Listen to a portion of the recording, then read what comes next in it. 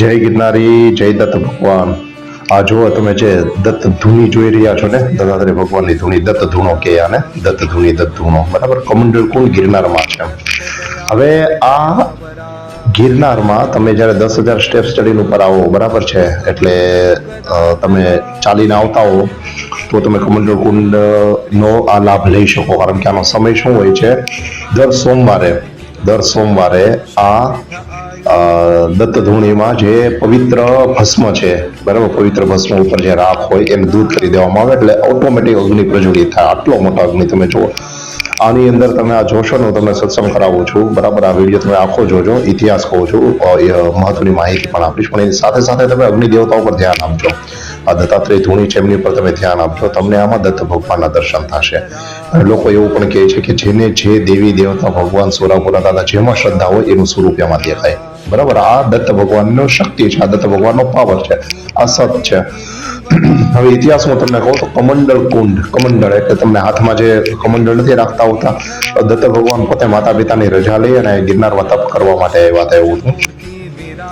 તો તપ કરવામાં પાણીનું પેલું હતું એટલે કમંડળ જોરથી પર્વત ઉપર માર્યું એટલે ત્યાં આખો કમંડળ કુંડ પાણીનો જેને કહેવાય ને કે આખો વિસ્તાર પાણી વાળો થઈ ગયો. એટલે પાણી જ્યાંથી અવેલેબલ થયું, પાણી મળવા માંડ્યું. અને સાથે સાથે રાતના સમયે અંધકાર રહી, ખબર ના પડે ને. એ સમયે તો જંગલ એટલું ગાઢ હતું કે પ્રકાશ ના રહેતો. તો પ્રકાશ એ જંગલને પ્રકાશિત કરવા માટે, વિસ્તારને પ્રકાશિત કરવા માટે દત્ત ભગવાને અગ્નિ દેવતાની અહીંયા સ્થાપના કરેલી એવું છે. એટલે એ અખંડ દત્ત ધૂણો છે જે હજારો વર્ષોથી પ્રજ્વલિત રહી છે.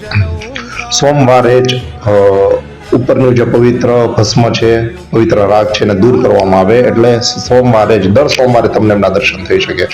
સવારે 5, 5:30 કમંડળ કુંડનું આ જે મંદિર છે ખુલી જાય, સવારના 9 વાગ્યા સુધી દર્શન થઈ શકે.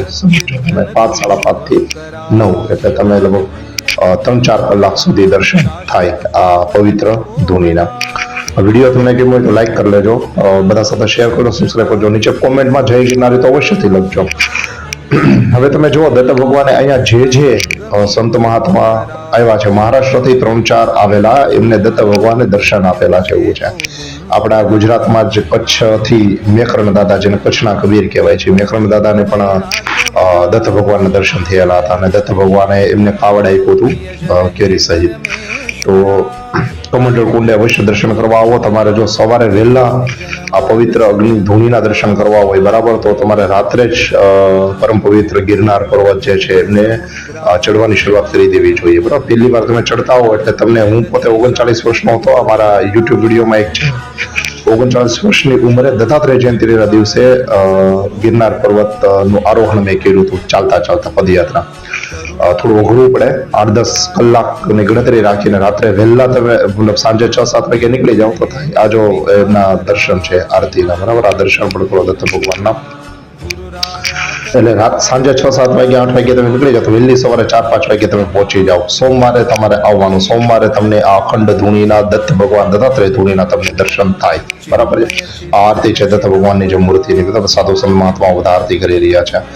તો બાકીના દિવસે તમે આવશો તો તમને દર્શન નહીં થાય. ફક્ત ને ફક્ત સોમવારે અખંડ ધૂણી, દત્તાત્રેય, દત્ત ભગવાન, દત્ત ધૂણી જે છે એના દર્શન થશે. કમંડળ કુંડે તો તમે ગમે ત્યારે જઈ શકશો. કમંડળ કુંડે તો તમે ગમે ત્યારે જ્યારે આવો ત્યારે તમને ભોજન પણ આપવામાં આવે છે, બરાબર. દિવસ રાત સતત ચાલુ હોય છે એવું છે, બરાબર. તો એનો પ્રસાદનો તો અવશ્ય લાભ લેજો. તમે પગેથી ચાલીને જો ન આવી શકતા હો, બરાબર છે, તો એવું પણ કરી શકો કે રોપવેમાં તમે અંબાજી સુધી આવજો. અંબાજીથી ખૂબ નજીક છે કમંડળ કુંડ, તો કમંડળ કુંડના તો તમને દર્શન થઈ જાય અને ઉપર દત્ત ભગવાનના, બરાબર. પણ શક્ય બને તો અખંડ ધૂણીના દર્શન કરવા જ જોઈએ. અને એ માટેથી, અને જો પૂર્ણિમા સોમવારે આવે અને ત્યારે દર્શન કરો તો એનાથી ઉત્તમ બીજું કાંઈ નહીં, બરાબર છે. બાકી તો મહાકુંભની જેમ કે મહાકુંભમાં ન જઈ શકા તો ઘરે કેમ સ્નાન કરી શકો, એમ જ આ વિડીયો જોઈ તમે દત્ત ભગવાનની જે ધૂણી છે એના દર્શન કરો અને પોતાની જાતને એવો અનુભવ કે હું ત્યાં હાજર છું, બરાબર. દત્ત ભગવાન તમને પ્રેરણા કરશે, બરાબર. અને તમને સાક્ષાત એના દર્શન થયા હોય તો તમને ભાવ થશે, તમને એના દર્શન પણ થશે. બોલો જોરથી જય દત્ત, જય ગિરનારી. કોમેન્ટમાં જય ગિરનારી અવશ્ય લખજો.